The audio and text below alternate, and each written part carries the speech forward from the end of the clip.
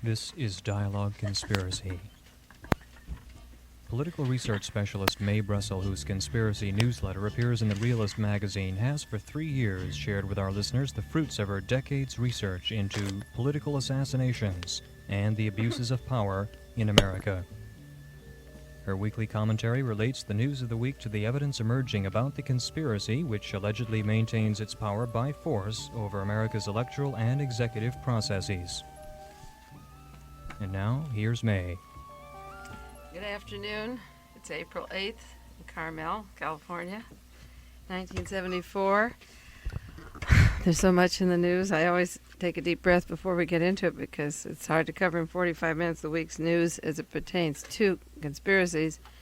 I sit down with the front page of one paper and tear it into about 8 different columns and shreds just to file. And now with 8 papers a day, it's overwhelming, but we'll push on and we'll get on with the show. First, I want to remind you that April 21st, 2 weeks from last Sunday, I'll be up at San Jose Civic Auditorium. There are a lot of people that listen to the show that can't get into the college class that I have once a week now at MPC that aren't around that want to ask questions personally. This is called Dialogue Conspiracy, but it's one way unless you write me a letter and I answer your letter. So if you come to San Jose Auditorium at 1:30 on Sunday, we made it a long time, so if you have questions, I'll stay over and answer them. I'll talk for about an hour, 45 minutes on the nature of conspiracies, and then I'll answer questions on specific conspiracies like the San Francisco violences, Patricia Hearst, John Kennedy, the Manson killings, the Charles Watson, who actually did the killings of Sharon Tate and LaBianca, and any questions on Chappaquiddick. We'll fit them into a pattern of how conspiracies are designed and who's behind them. And I'll take any of your questions and answer them in the time allowed that are on your mind about where these particular conspiracies fit and who is behind them. So that's April 21st at 1974 San Jose Civic Auditorium. You can get your tickets, top hat tickets, up in San Jose or the Bay Area or any Macy's box office if you call. They're $250 a seat, and they're on sale. You can order them through Macy's or the ticket services Sunday the 21st at 1:30. The news this week, of course, we're going to talk about the Patricia Hearst kidnapping again. Last week, for those who listened, I had a diagram breaking down the chain of command of that, what I call the Phoenix operation. It's a continuation of espionage operation that we've done in many countries around the world, in Brazil, Greece, Cambodia, Laos, Argentina, South Korea, and Vietnam. It is a reign of terror on our streets, and the war has been brought home. The Hearst kidnapping is the most important event in American history, as far as I can see, since the John Kennedy assassination. It is bringing the war home to the streets now that the leaders of the minorities have been killed or taken care of sufficiently that they are not in a position of power in politics.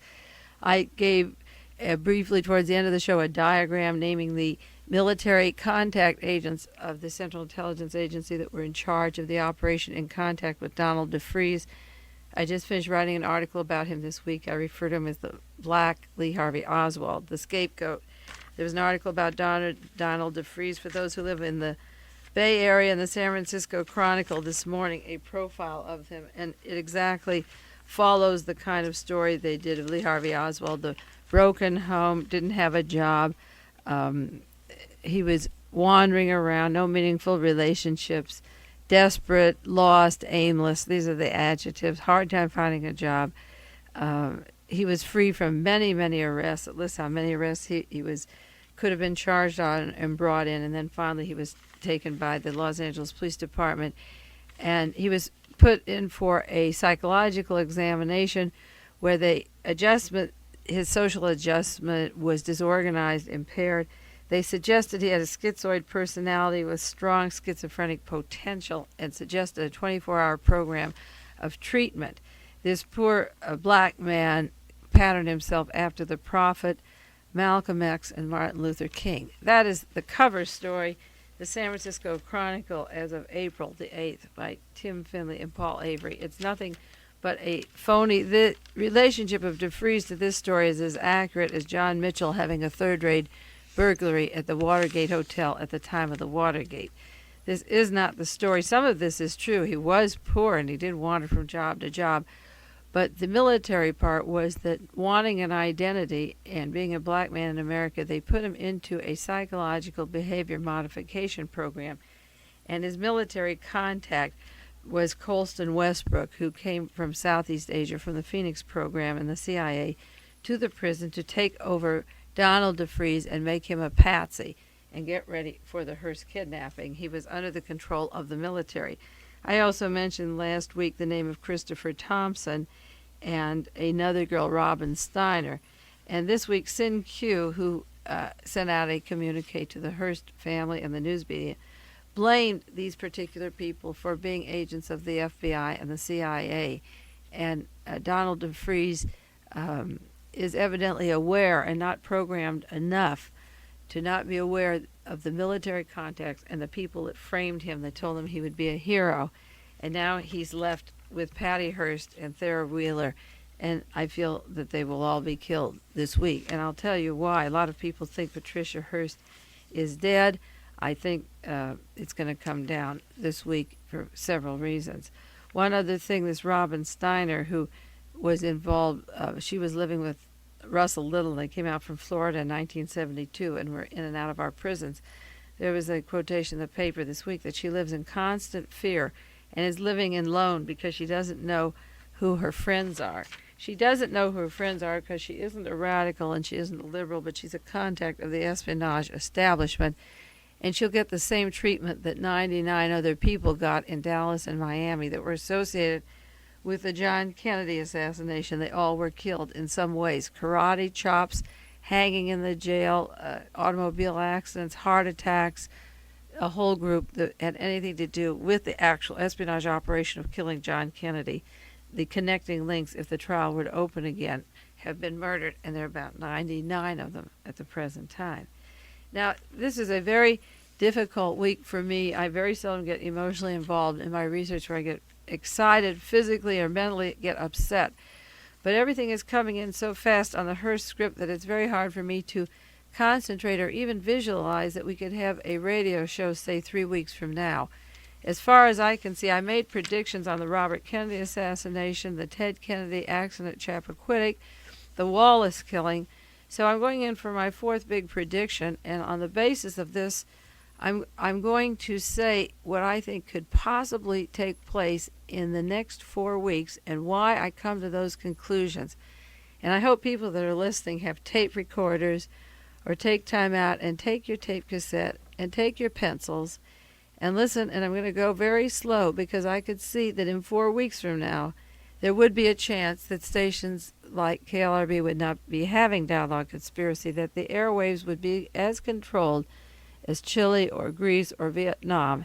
And there is a possibility, the way I see it, for that martial law plan to go into effect in 4 weeks. And I base that upon 5 statements. I'll read them to you. I gave a press release to somebody who called me today from New York City.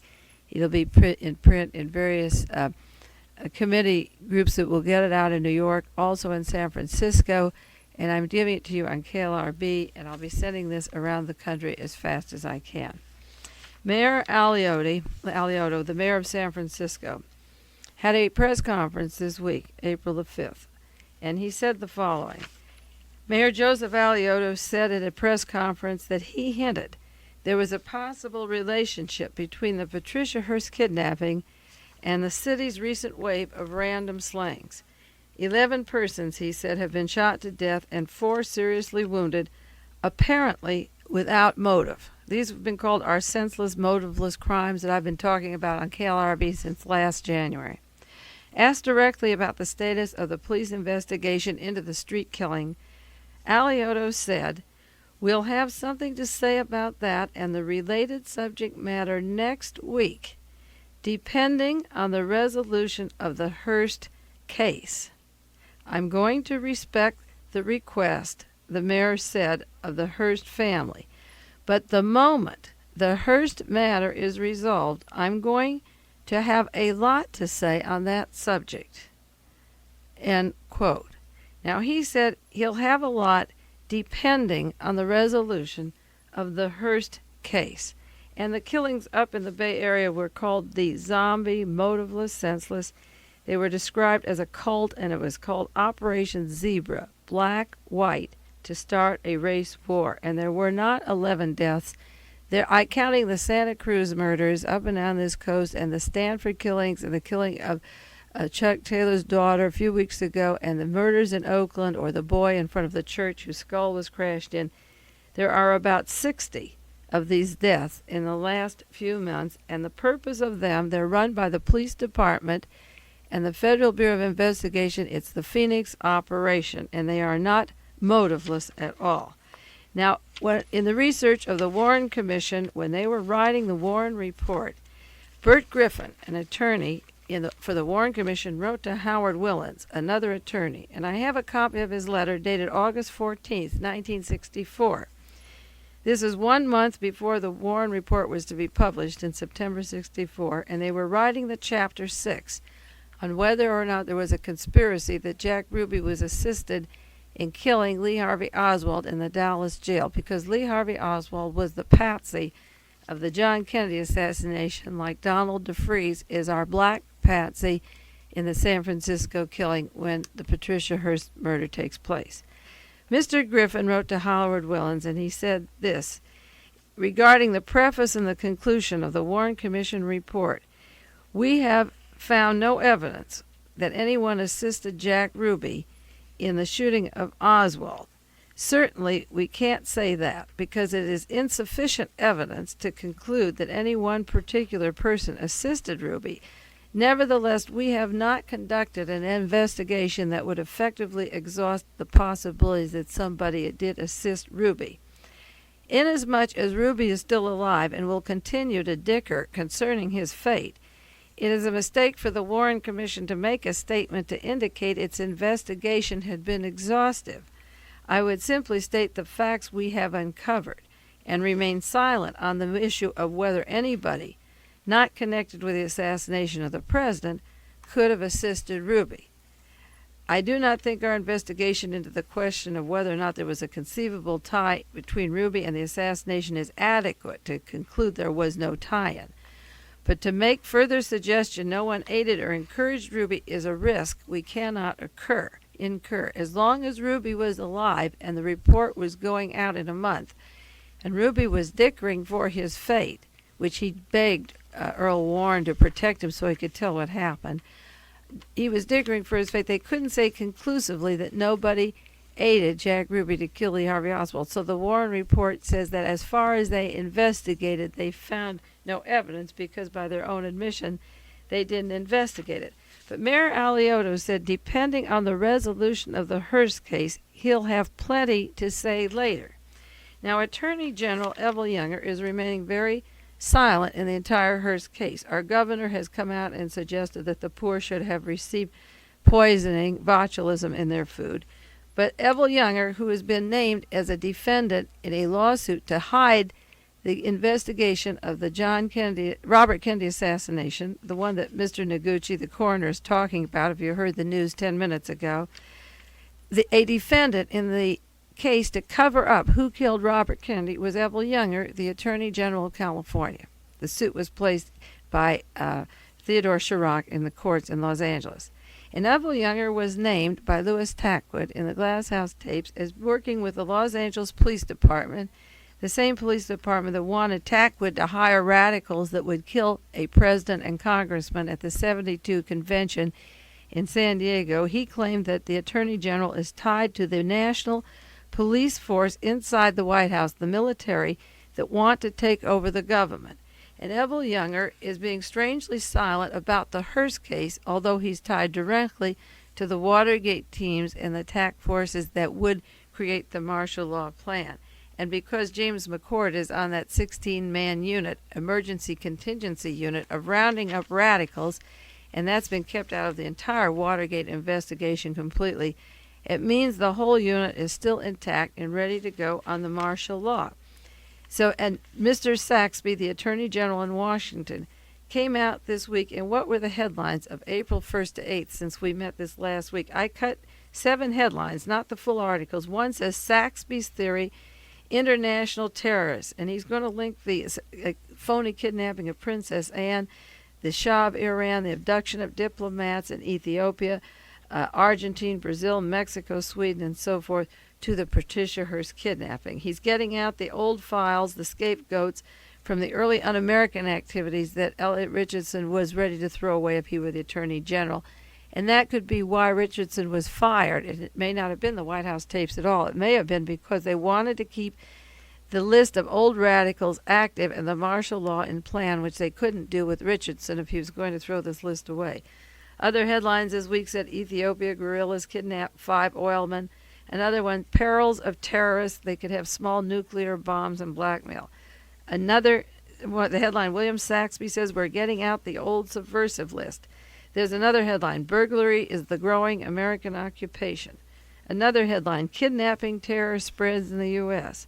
Another headline, Mrs. Clark Gable was told by the LAPD that somebody wanted to kidnap her baby. Now that was 14 years ago. The kid is 14 years old.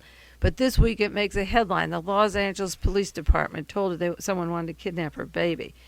Another headline, private guards have been doubled around the clock for the Onassis family.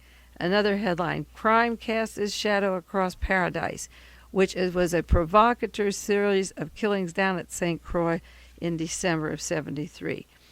Then there was another one, looking for scapegoats. The devil gets his due, and it goes into the belief in the devil with all the stress, and we'll go into that soon. Well, what we have here is Mayor Alioto hinting that next week, depending on the resolution of the case, I'm going to have a lot to say on the subject. You have the Attorney General saying I have a lot to say on the subject, and then you have the Hearst family told to go to Mexico for a vacation and forget themselves. Now, in this week, we get all the scare tactics of linking the terrorist group, which never was heard of before, to terrorist groups all over the world. Then we get Mayor Alioto saying he's going to link all these program zombies, which have been in military hospitals in Hawaii and in California, that were programmed to do this killing through behavior modification and surgical implants of electrodes to do the murders, who no longer have their memories of how they did them, to spread the terror and to be attached to the Hearst kidnapping.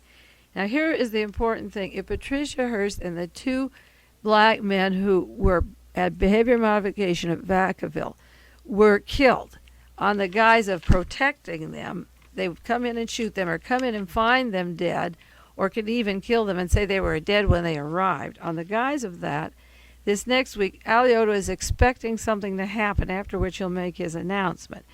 But the next week later, April 19th to 20th, Governor Ronald Reagan, Senator James Buckley, and Vice President Gerald Ford are going to be in San Jose, California. Now, Buckley's brother, William Buckley, is using the media through all these assassinations and conspiracies. Buckley's brother is the well-known writer who has columns going all over the country and works for the Central Intelligence Agency. Vice President Ford and Ronald Reagan and Mr. Buckley are going to be in San Jose. San Jose is a city filled with provocateurs that staged a phony rock throwing at Richard Nixon that came out at the time the people in San Jose asked for an investigation of this. It was a provocateur thing so Richard Nixon could talk about violence in California. They have the machinery, the police state, the agents to stage a killing or 3 killings in San Jose in 2 weeks from now. If Patricia Hearst and DeFries are killed this week, the following week, then Alioto and Younger come out and have plenty to say about the blacks, the whites, the Chicanos. They'll cut off letters into the prison. They'll blame these do-gooders who were CIA agents for coming into the prison. They'll blame the radical prisoners for having, or any prisoners for having friends.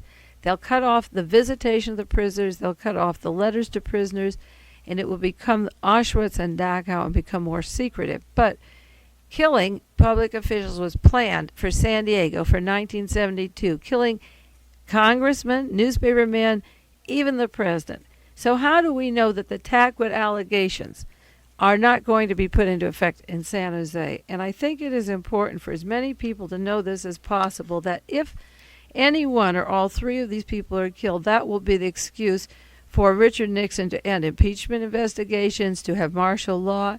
It would clear the way for John Connally and Rockefeller. There's a power struggle, you see at the top, between Conley representing the Southern oil people, and Rockefeller the Northern oil people. There's a big struggle of power going on with 4 eligible Republicans: John Conley, John Rockefeller, Ronald Reagan, and Gerald Ford. And if 2 of them were wiped out in San Jose, it would still leave 2 holding the power that they want. And it was also blame it on the radicals who are connected to all of these zombie killings with no proof that one of them has been involved, or that any black man that was involved in Operation Zebra hasn't had behavior modification. You see, the question is, Mr. Hearst comes out, and 1 minute he's a liberal and 1 minute he's a racist. He came out this week and he was asked, do you think Patty's a liberal? And he made the remark, I hope she is. It's time that we had liberal ideas, not radical ideas. I think it's about time we looked at our so-called minorities as assets instead of liabilities. I think until that happens, we're going to have a great deal of social troubles. And he sounds far out. You say, is that Hearst talking, who would say a thing like that? But then the next day, he speaks about the treatment that Patty got when the communique came out that she was staying with them, and she called her father a liar, a corporate liar. And Mr. Hearst says that's just plain cruelty. He said, I think they are just cruel. I think they fundamentally hate society so much they think anything's fair. He said he thought he could deal with the SLA. I guessed wrong on the SLA all along. He said, I think they were going to keep their promise, and they didn't. This is the San Francisco Chronicle, April the 8th. They. It reminds me of every other racist monger who talks about a Jew or a black. I did this. I gave her an old dress. They don't thank you. I put out some lunch. They don't eat what you want them to eat. I've heard they all of my lifetime from people who are prejudiced and racist, and it comes out every time they open their mouth. The theys come out. Mr. Hearst knows, if he lives in the state of California, that Vacaville wanted 48,000 to do electrodes into prisoners' brains. He knows that they do behavior modification there. Can't he ask? Everybody's saying, was Patricia Hearst brainwashed? Nobody says, was Donald DeFries brainwashed? What did they do to DeFries? He doesn't say, is the FBI behind this? Does the CIA do brainwashing? The man doesn't live in an empty void. I have an article here by Victor Marchetti, who was with the CIA 16 years, and he quit the CIA, and he has a lawsuit now to expose, books, his books on the CIA. And he came out with an article in February 72, and one reason he left the CIA is that he says that they're talking now. There's discussions, this is a direct quote, I know they're being discussed in the halls of the CIA to take over the intelligence community in the United States, that they have lists on people, and they were already targeting in on groups in this country. And there's a lot of people who feel this should be done. He said these people, his CIA people, not black prisoners, these people are super patriots. But you've got to remember, too, they're amoral. These are his buddies of 16 years. They're amoral. They're not immoral. They're amoral. Most things, he said, are right or wrong to us. Most people are honorable men. They're good or evil, moral, immoral. But the nature of intelligence is that you do things because they have to be done, whether it's right or wrong, and you murder, and you murder. Now, Marchetti talked about the dark arts of clandestine military operations, and one of the things the CIA clandestine people do, he said, is to start wars. They start private wars in countries clandestinely, and they make it look as if it's something the local yokels decided to do themselves. He says the United States began fighting in Vietnam on this basis. The CIA is running a $450 million year operation.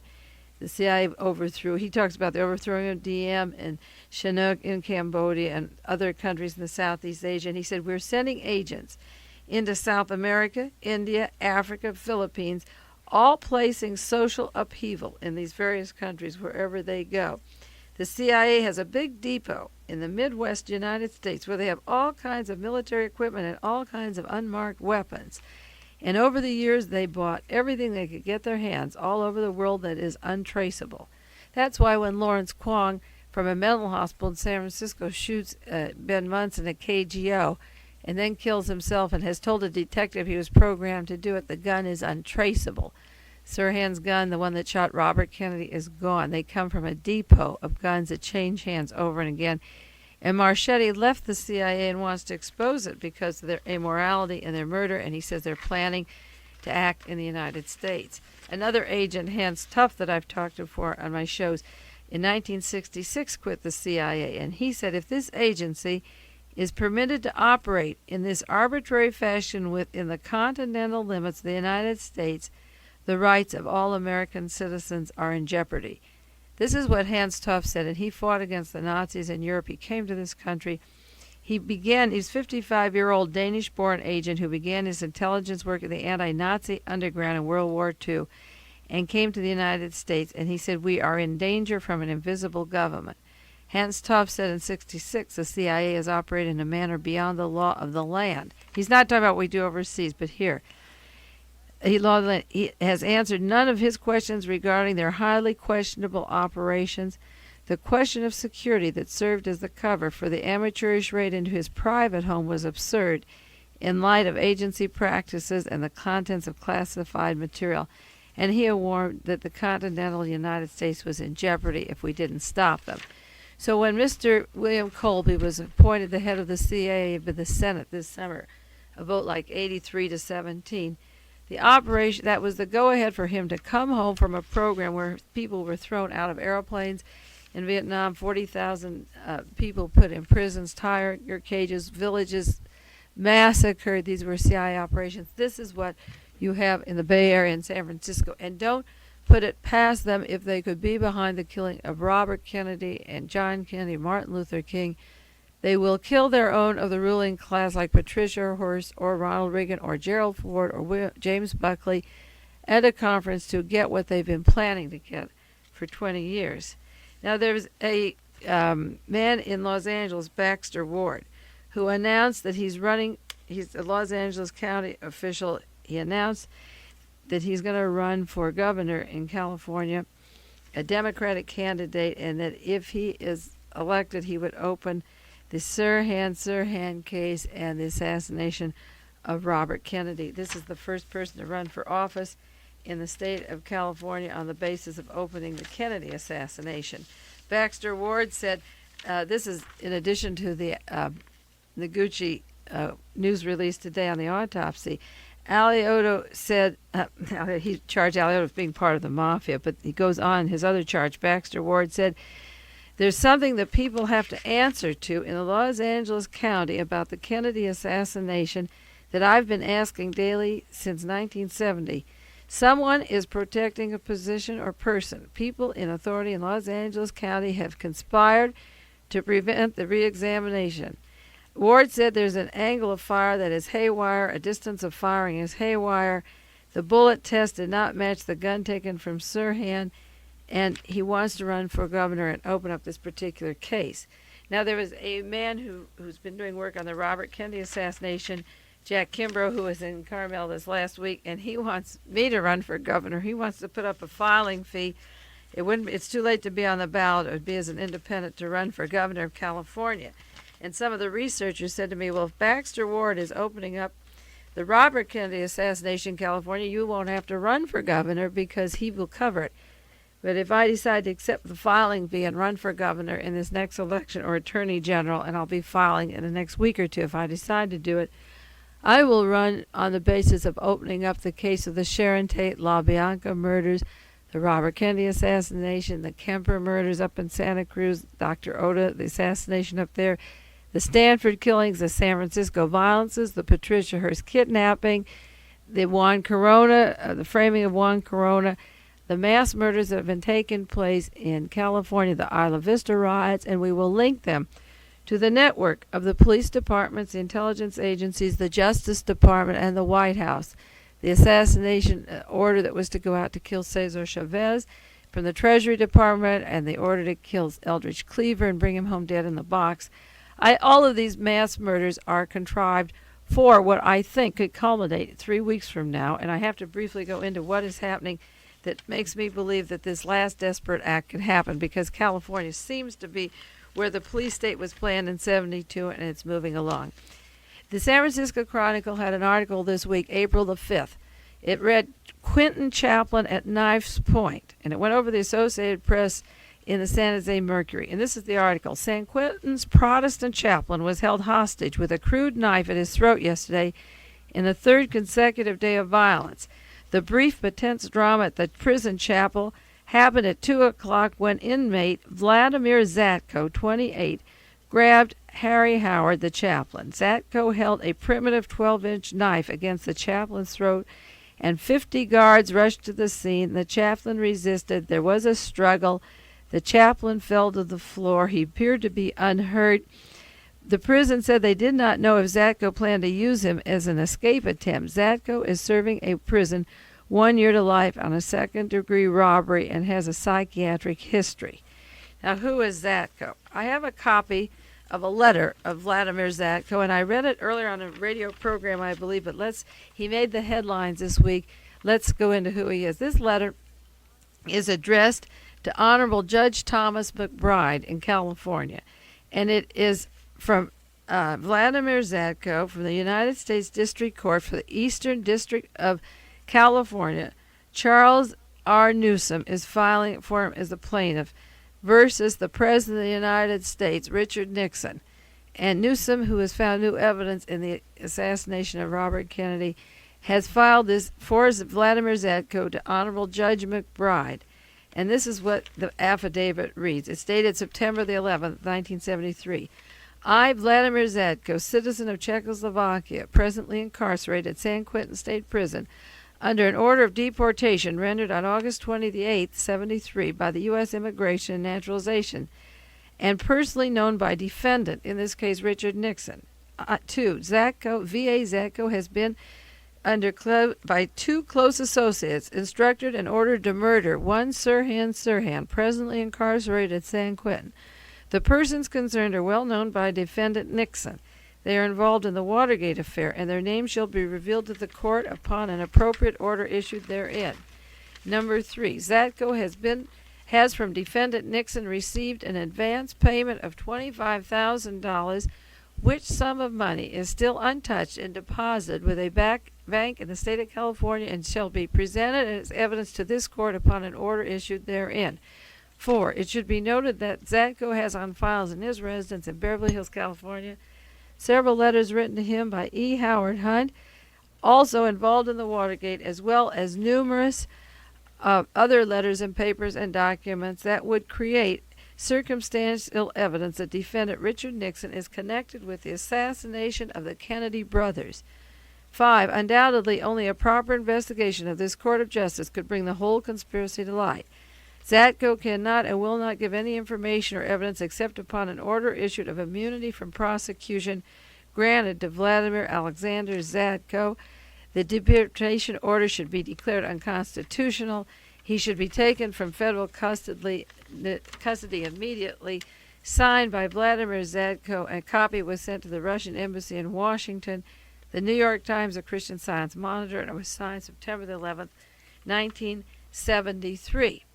Now, I have another letter written by Zatko, a copy, part of a court order, signed, this is September the 20th, 1973. I, Vladimir Zatko, alien, deposed and duly sworn, it's notarized, say I have been on September the 28th in the state of California arrested, charged, and tried, convicted of robbery, sentenced to California Department of Corrections.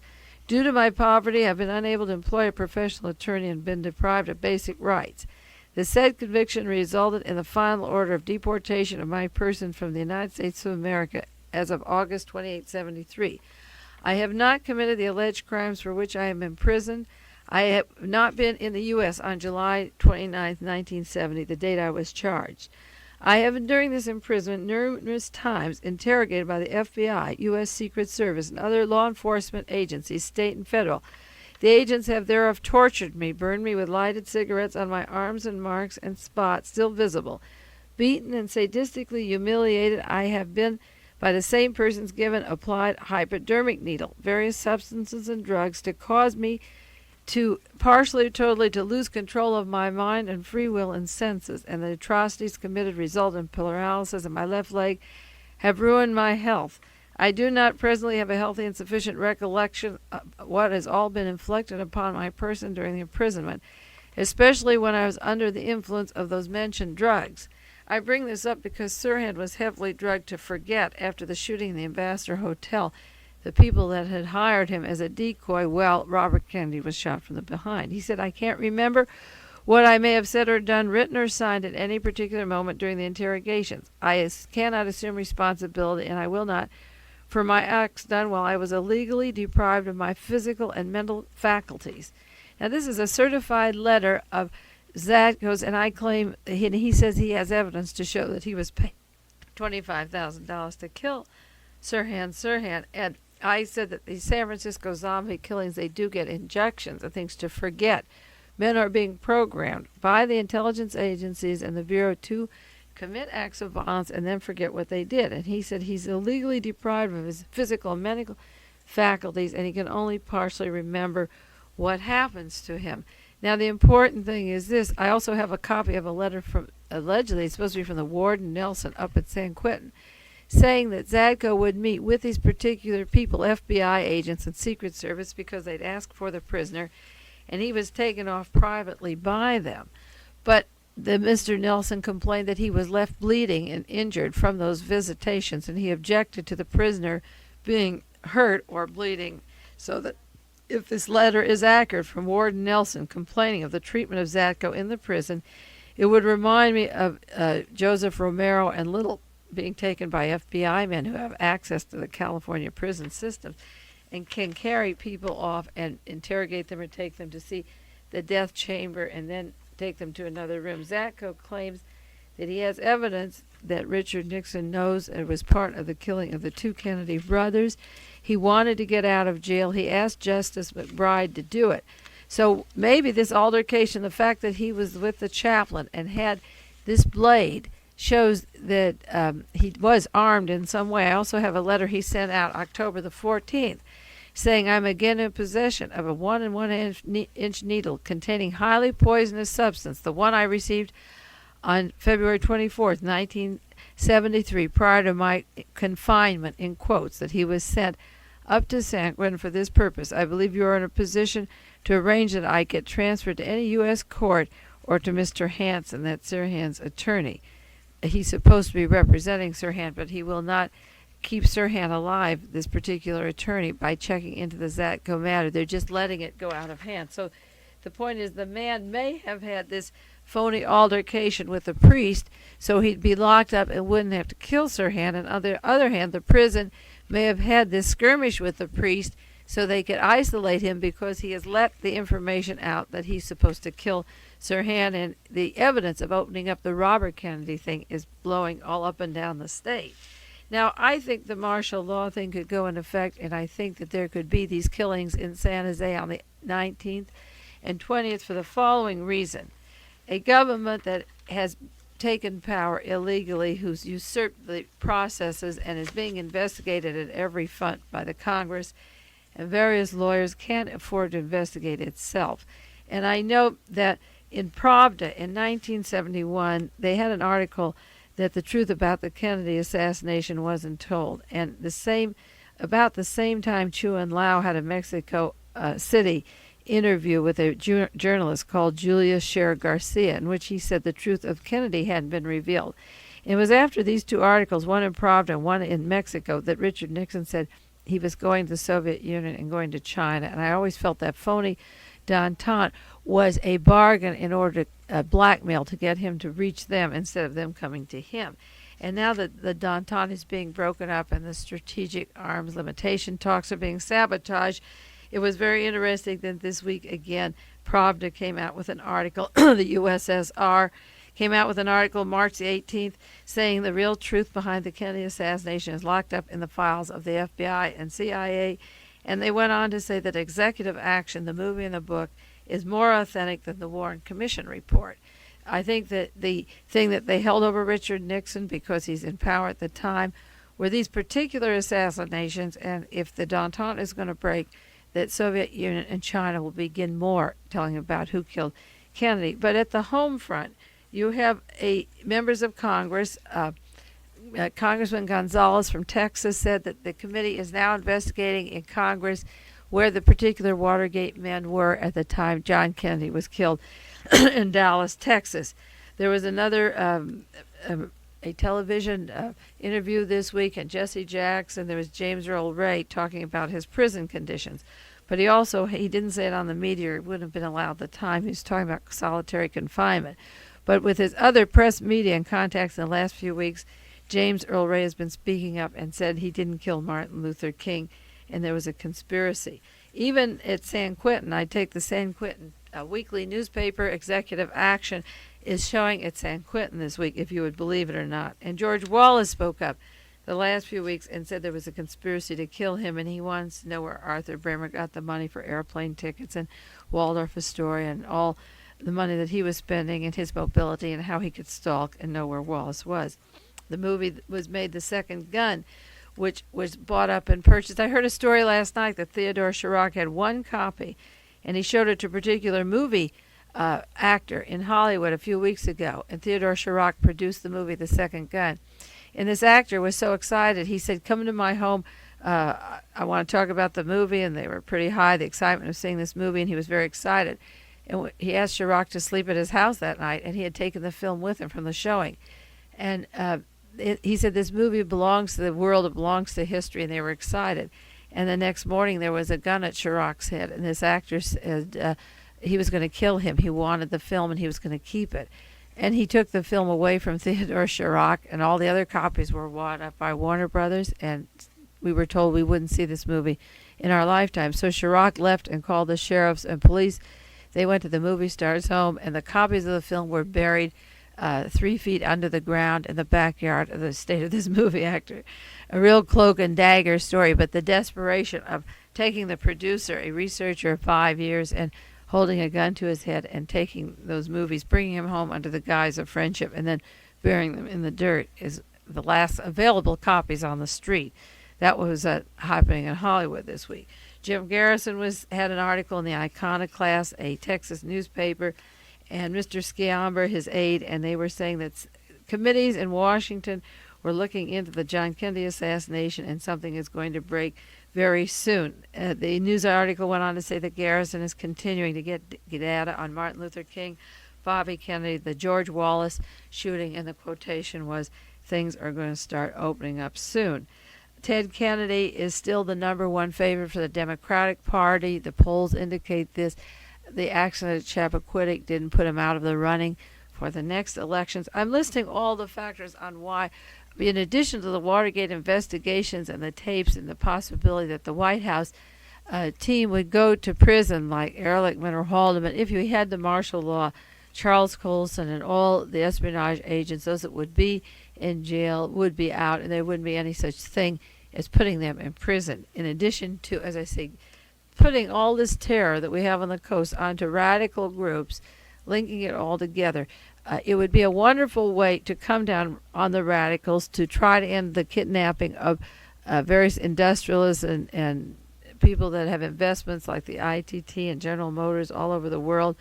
The imperialism that we have, we would secure, or hopefully they would try to secure these positions for the business executives around the world by clamping down on the terrorist groups. They could tighten up the prisons, and we've gone into for the last few weeks, and take care of mail, censorship of mail, and FM or AM stations. The news media would be cut off. The martial law could come into effect. It would stop the investigations, and it certainly would stop the investigations and all these assassinations. If a man is running for governor in the state of California on the basis of opening up just the Bobby Kennedy thing alone, that involves the Attorney General, the governor of the state who wants to be president. You saw it in the paper this week. Senator Weicker has information of last week's operation, a Caulfield operation. It includes the name Ronald Reagan. Well, Reagan doesn't pay California taxes any more than Richard Nixon. So it's a time bomb. You see that the system is coming down, and these are little time bombs, because the next step is to say, well, what did they have on Reagan? If they're bugging him, and isn't he one of the team? No, he's not one of the team. They're separate teams, and they work against each other. They work against us, but they also work against each other. So considering the Soviet Union is talking about the Kennedy assassination and a Baxter Ward is talking about this. The doctor did the autopsy. He's talking about Robert Kennedy. Jim Garrison is surfacing. Wallace is speaking up. Movies like Executive Action, Second Gun, new movie coming out called Sirhan. Ted Kennedy still up front. Add it all up. And how far can people go to exposing these multiple murders? Because we're not talking about wiretapping and bugging now. We're talking about cold-blooded murder of a few hundred people, and particularly Robert Kennedy, John Kennedy, Martin Luther King. So when people begin to catch on to who's doing all these murders, would the murderers investigate themselves? Hardly. And who do they want to think is doing all these killings in the Bay Area? Radicals, blacks, Chicanos, Venceremos, investigators. They mentioned researchers, Nancy Ling Perry. So it's a perfect operation to stage, to have multiple killings come first, which were zombie CIA Phoenix Operation programs, then kill Patricia Hearst and the Patsies, link the multiple killings, kill a few congressmen, and clamp down with martial law, get Richard Nixon off the hook, and have a state of siege where you have control of your airports and your streets. And I think that the script, I'm very depressed about the script. It's very clear in my mind how it can happen. The plans for it to happen in 72 were there. So as long as the same people in power now, why can't they do it in 74? So write this week letters about the San Jose Convention and put a thing that if any of these men are killed, the radicals didn't do it, and we're watching now to see that they don't do what would attack what he called the Squad 19 plans. I'm 1 minute over. I'll see you next week. I hope. We're on a week-to-week basis now, depending on what Alioto says. It's a week-to-week. So take care and read your paper and write some letters. This has been Dialogue Conspiracy with political research specialist Mae Brussels, who for over 10 years has been researching the facts behind the political assassinations in this country so that the truth may be revealed. Dialogue Conspiracy originates with KLRB-FM in Carmel, California.